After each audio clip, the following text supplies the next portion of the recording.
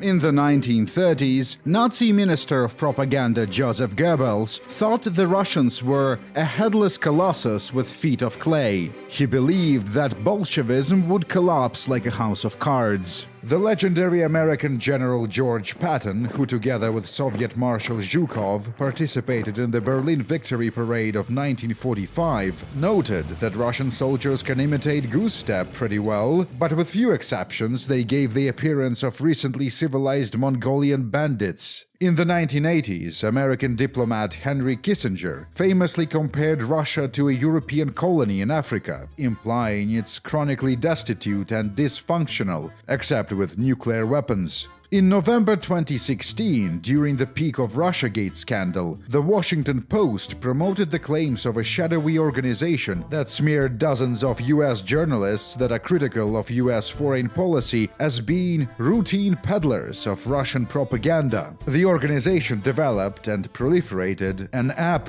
a browser extension, that highlights the names of individuals of Russian background or organizations suspected to be owned by Russians, copying the exact same technique white nationalists use to identify Jews online. Isn't this all just fascinating? Russians are like Jews. Russians are black. Russians are Mongolian. So, what the hell are they? Westerners seem to know very little about Russians despite spending over 1,000 years together. Compared to his contemporaries, British Prime Minister Winston Churchill was more honest in his observations. I cannot forecast to you the action of Russia. It is a riddle wrapped in a mystery inside an enigma. But perhaps there is a key.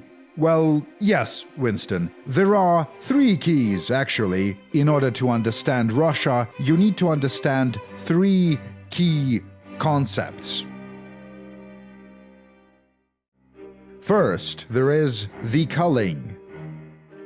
A little more than a century ago, Russia used to be one of the most populous nations on the planet, containing a significant percentage of total existing humanity within its borders. Almost 1/10 of it, in fact. Granted, not all of those people wanted to be there exactly. Still, it's impressive.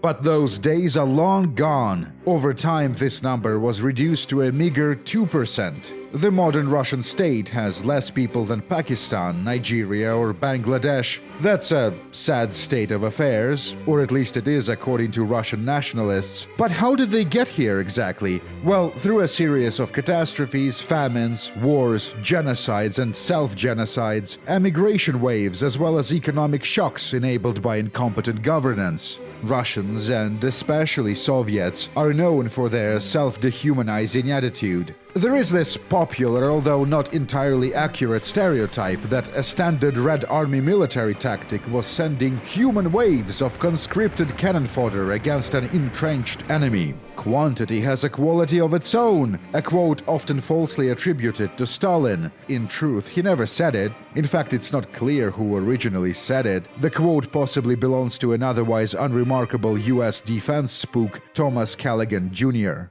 As a matter of fact, both quality and quantity are important. When it comes to population sizes, the absolute numbers are of critical significance. A nation is many things, but most importantly, it's just a bunch of people working together. The more people, the more talent, the bigger potential for economic development, art, and science. Human capital is a soul of a nation. And as we go through the chronology of the culling, we will observe how the Russian soul was incrementally reduced. The Civil War of 1917-1922 killed over 10 million people, a little more according to some estimates, a little less according to others. Concerned for their future, some of the most well-educated and talented Russian intellectuals fled the country en masse. The pool of talent contained within Russian borders shrank in size. After the Civil War came the famine of 1921-1922, which killed around 5 million people. Things got so bad, many peasants had to resort to cannibalism. Vladimir Lenin, head of the Soviet government, wrote an open letter to all honest European and American people to give bread and medicine. And they did. The American assistance likely saved millions of lives. 10 years later, the nation was struck by another, a more well-known famine. Holodomor ravaged Ukraine, southern Russia, and Kazakhstan. Numbers vary. According to some estimates, Ukraine alone lost almost 8 million people to starvation. Most of the victims were ethnic Ukrainians and Russians. And then came the deadliest conflict in human history. The Great Patriotic War killed almost 30 million people in the USSR. Two-thirds of them were civilians, a truly apocalyptic loss of human capital. And the post-war famine, yes, another one, killed a little less than 1 million. Compared to other tragedies, this one seems barely worthy of a mention. Perestroika and the subsequent dissolution of the USSR unleashed an immigration wave the scope of which was not seen since the days of the Civil War. The brain drain was becoming a permanent feature of the Russian state. The best and the brightest were once again leaving the country and in many cases abandoning their practice of Russian language, exiting Russian culture altogether. And this wasn't the end of it. Perestroika was followed by catastrophic market reforms that, in the end, turned out to be more lethal than many large-scale wars. Shock therapy is a term from economics that describes the sudden release of price controls, withdrawal of state subsidies, as well as large-scale privatization of previously public-owned assets. A rapid transformation from a centrally planned economy to a neoliberal model. This strategy works for some societies, but not others. In Russia, the neoliberal reforms resulted in a surge in excess mortality, along with decreasing life expectancy, rising economic inequality, poverty, and misery. The exact kill count of the neoliberal shock therapists is not clear, but they certainly set the country back decades. And the Russian situation seems to be getting worse still. The swift and more or less bloodless annexation of the Crimean Peninsula in 2014 seemed like it would be a triumph for President Vladimir Putin and an embarrassing humiliation for his American and NATO adversaries. But the subsequent Donbass war revealed the triumph to be in fact Vlad's fart bubble. Despite the reputation of a political strongman, Putin never had the will and perhaps the strength to crush the Ukrainian state permanently. The war quickly turned into a stalemate, strengthened the Ukrainian statehood, and made the once inseparable Russians and Ukrainians foreign to one another.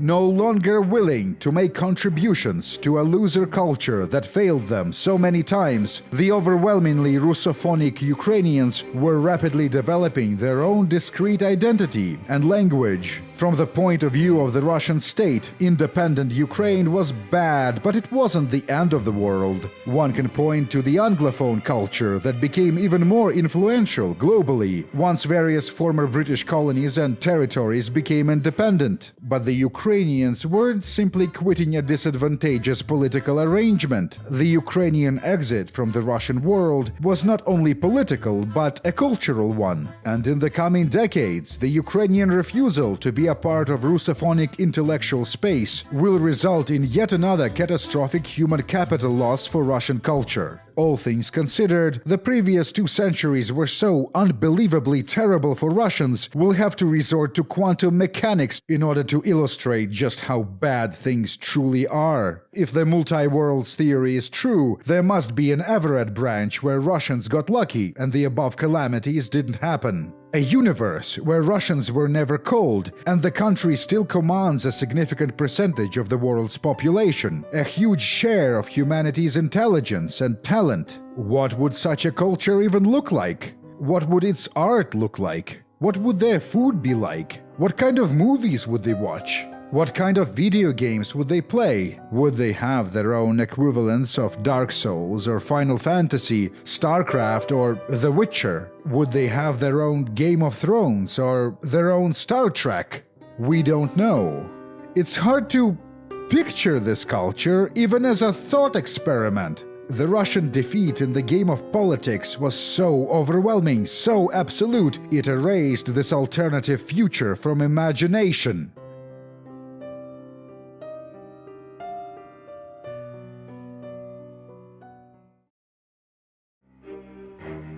The second out of 3 concepts one needs to understand in order to get Russia is what I call hermeneutical disability, or language disability. It describes the way Russian ideas are limited by their language. Russians have reputation for being well-read. Their literary tradition is certainly one of humanity's greatest treasures. So, when I began my journey of activism in Russophonic space, I was surprised to discover that, well, how shall I put this? The size of the vocabulary of an average person was dramatically smaller than I expected. My own writing was often perceived as foreign and exotic. Furthermore, I quickly learned that many Russian problems are essentially impossible to talk about without starting from scratch, so to speak, without inventing your own language of terminology to describe them. There were many instances when a social phenomenon obviously did exist and it did affect people's lives in a major way, but the words and terms to describe this phenomenon were never invented, never articulated. Previously, we discussed Russian tragedies and catastrophes. Some of those had bigger kill counts than the Holocaust. And yet, these tragedies don't even have proper names. The nation that used to host one of the greatest political experiments in history somehow remained in the Stone Age of social science. This is most likely a result of a combination of a continuous century-long brain drain, as well as generally poor institutions. The intellectual life confined to Russian language almost seemed like a life with a disability,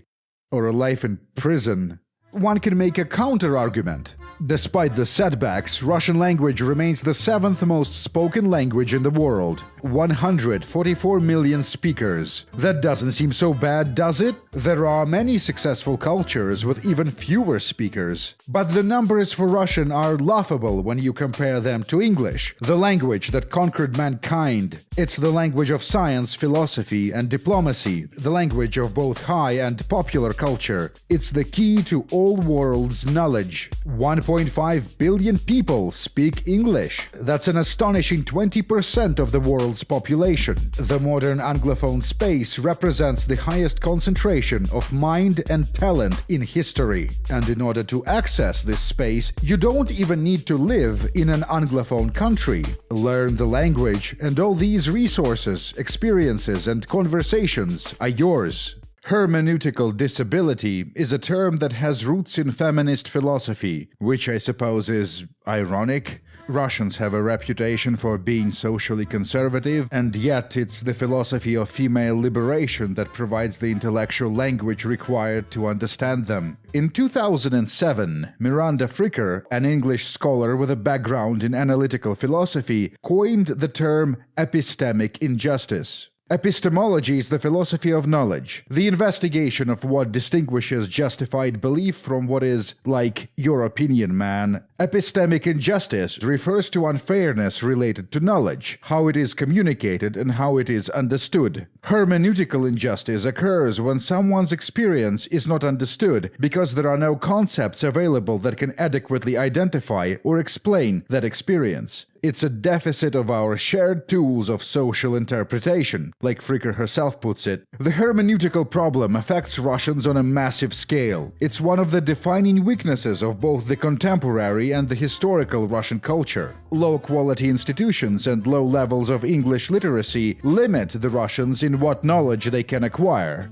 As a result, intellectual life in Russophonic space can be uneventful. Russia has no notable public intellectuals. The nation's scientific output is laughable. Russophonic space is a parallel universe with its own laws and rules. When interacting with Russians, whether in person or online, one should keep in mind that their versions of the same ideas and concepts can be very different from the ones you are used to. Even stupid ideas often have simplified, easier to understand versions. Take anti-Semitism, for example. Let me tell you something. If you understand the nature of Russian anti-Semitism, you understand Russian culture pretty well. The country doesn't exactly have a shortage of anti-Semites. However, instead of the belief that Jewish people secretly control the invisible structures of power, which is the cornerstone of Western anti-Semitism, Russians have a simplified version of the conspiracy that doesn't really deal with the problems of power and politics. Instead, Russian anti-Semites believe that Jewish people are secretly hiding among them, pretending to be Russians. See, Russian anti-Semitism is a literal secret Jew conspiracy. Although Kazakhstan is a glorious country, it has a problem too. Economic, social and Jew. Another example of the hermeneutical disability producing grotesque mutated culture can be found on the opposite end of the political spectrum, among the Russian liberals. And if you were to learn about Russian liberal culture from Western media or from massively upvoted Reddit posts by anti-Putin dissidents, you might get an impression that these people are a small band of rebel heroes, hopelessly resisting the authoritarian and cruel machine of the Russian state. And there is some truth to that. But once again, it's useful to be reminded that you are dealing with a very different culture, and many political ideologies and cultural trends will be warped and transformed by Russian experiences and limitations. Outside of Reddit, among actual flesh and blood Russians, the liberals are known for their unique rhetorical know-how that combines self-hating race science with what is borderline genocide denial. The two things you don't normally associate with liberalism. There are historical reasons for this. As we've discussed, back in the 90s, as a result of disastrous neoliberal politics, the country suffered a catastrophic collapse of life expectancy and quality of life. The collapse affected every single family in the nation. Naturally, many Russians expect a politician to disavow or at least to criticize the regime that let that happen. And naturally, and this is the most predictable thing in the world, the liberals, driven by in-group loyalty and political tribalism, have historically refused to do this. Instead, they make excuses and rationalize the disastrous actions of Yeltsin's regime as necessary for freedom or whatever. You can't tell masses of people that an economic catastrophe that left God knows how many of them dissolute was not a big deal. Or rather, you can, but this behavior will probably not result in you getting votes, except for upvotes. If you've ever wondered why American soft power, a phenomenally effective force in the rest of the world, seems to be so impotent when it comes to the matters of Russia, this is the reason. Vlad Putin isn't a good statesman, and he does not, in fact, possess a secret knowledge of the USA repelling magics. The typical American strategy in the post-Soviet space is to use the local liberals as vessels for their agenda. This strategy uniquely doesn't work in Russia because the local liberals are unlikable fuck-ups with little potential for obtaining political power. The unfortunate irony is that in the last 5 centuries of their history, Russians have been genocided by seemingly every possible ideology and method of social organization. They were exterminated by the Nazis and petty nationalists of various kinds, enslaved by Asian nomadic hordes, and by Crimean Muslims. Within a single century, the Russians were starved by Tsar's incompetent lackeys, by authoritarian communists, and by progressive neoliberals. Rest in peace, Russia, murdered by what appears to be the entire political compass. These ideologies don't seem to have anything in common with one another. Do they?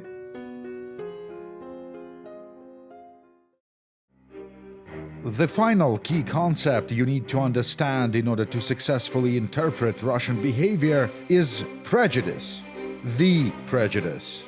Russians often complain about them not being truly accepted into the European community of peoples, neither culturally nor politically. Not by any means a recent thing, this is something they've been complaining about for as long as there was a Russian state, perhaps longer. You know, racism has a sort of ubiquity to it. Racism is a culture. Racism is a machine. It has all kinds of elements, connections, and mechanisms inside of it. But when you study racism for a long time, familiar patterns begin to emerge. For example, some of the more widespread anti-Russian tropes you find in the media appear to be basically renamed copies of Western anti-Semitic tropes. Russians are cunning, covert operators who work behind the scenes to undermine the Western way of life. Sometimes they would control banks, other financial institutions, and non-government organizations. Other forms of prejudice are more similar to American anti-black racism, like the perception of a Russian person as a dumb thug who is probably involved in organized crime, like a mafia.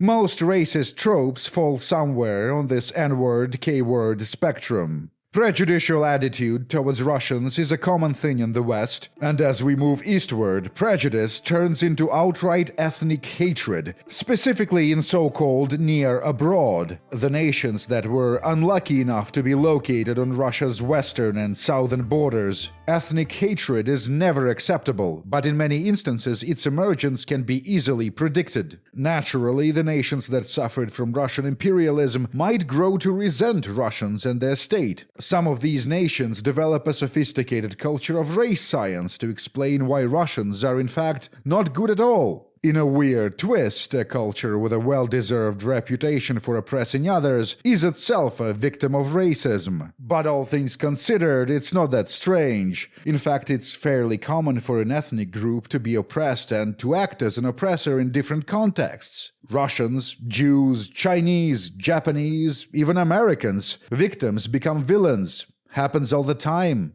Still, there are qualities that make the culture of hate aimed at Russians special, even when compared to other racisms. For one, it was never confronted, never properly studied or understood, not in the same way how anti-Semitism was commonly recognized as a cultural pathology and studied academically. But there are hardly any books written on the prejudice. The tragedies that had befallen Russia don't even have proper names. There are no Holocaust museums, but for Russian calamities, even though some of them are similar in scope.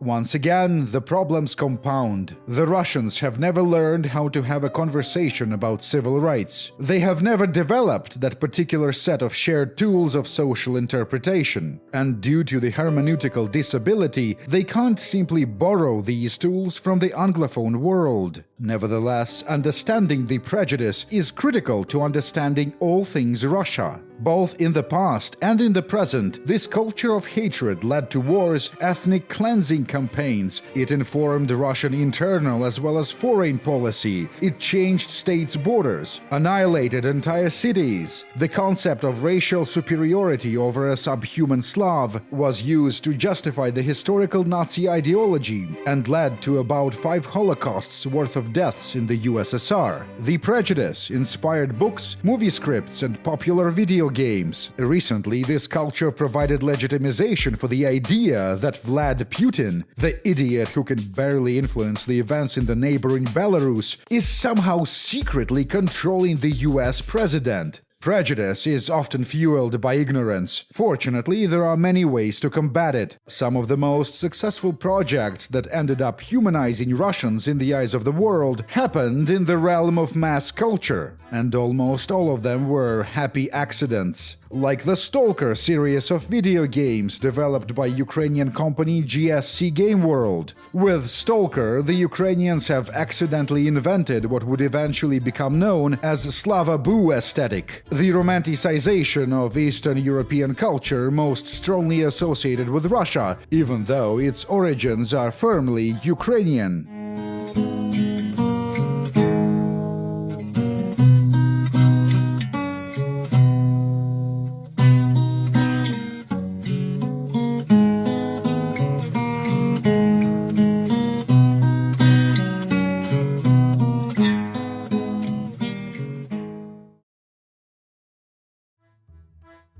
But as far as Russians are concerned, pop culture is both their best friend and the worst enemy. Their Cold War adversaries, the Americans, are absolute masters of all things pop culture. Unfortunately, Americans are also masters of being not so low-key racist against Russians. The Cold War era propaganda intertwined with the historical prejudice and then was multiplied times 1,000 by the American culture industry, which is possibly the most powerful force in the world. Russians have a habit of complaining that the Western media tends to erase or ignore many of their historical accomplishments. The first satellite, the first man in space, victory in humanity's largest conflict. But the truth is, erasure would be preferable to what is actually happening. The Americans weren't the first in space, but they were the first to weaponize the modern mass culture as a tool for dehumanization that functions on a planetary scale. Gamers all around the world will be entertained by shooting a racial caricature of your ethnicity in a blockbuster video game. In fact, they will pay for the privilege.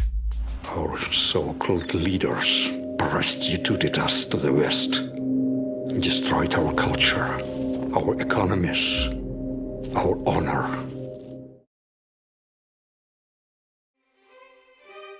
Well, the culling, the hermeneutical disability, the prejudice. When I was involved in political activism back in Moscow, I found the Russian story to be enthralling because of the complexity of its challenges. Ethnically cleansed, crushed and defeated ideologically, humiliated in Chechnya, dehumanized by Western media industry, despised by their neighbors, ruined economically via the shock therapy and drained of talent. A nation of people whose main hobbies are alcoholism, scammy free-to-play video games and patriotic pulp science fiction stories about time travelers going back to the past to right the historical wrongs, to use their foreknowledge of the future in order to avoid the mistakes that destroyed the Russia that's supposed to be and created the broken Russia that is. The Russian situation seems hopeless, their challenges impossible, and that is exactly why I can't stop thinking about it. Solving the Russian riddle is an exercise that requires expansive specialist knowledge as well as extraordinary creativity and imagination. Truly a land of contrasts, Russia is an international lolcow of a country and at the same time a genuinely fascinating strategic puzzle. A puzzle that is interesting seemingly no matter from what point of view you approach it. Are you broadly pro-Russian or are you in adversarial mindset? Are you a liberal, an anarchist, a progressive mutualist, a unabomberist Jucheist, a conservative, a libertarian, an edgy image board poster? It doesn't matter if you are a piss-tape truther or a tanky or anything in between. Chances are you know little about Russia, and I am going to fix that. A People's History of the Russian Star Empire. This is an introduction to a series of videos about the country. We will be discussing various topics: history, philosophy, activism, sex, video games, the good and the bad, the triumph and the embarrassment, the based and the cringe. The intention is to show a different side of Russian history and culture that differs from nationalist glorification practiced by the Russian state or from racist dehumanization practiced by Western institutions. This series is heavily inspired by a legendary 1980 book, A People's History of the United States by Howard Zinn. These videos can be watched in any order. See you around. And remain vigilant, comrades. Everyone, anyone, can be an undercover Jew.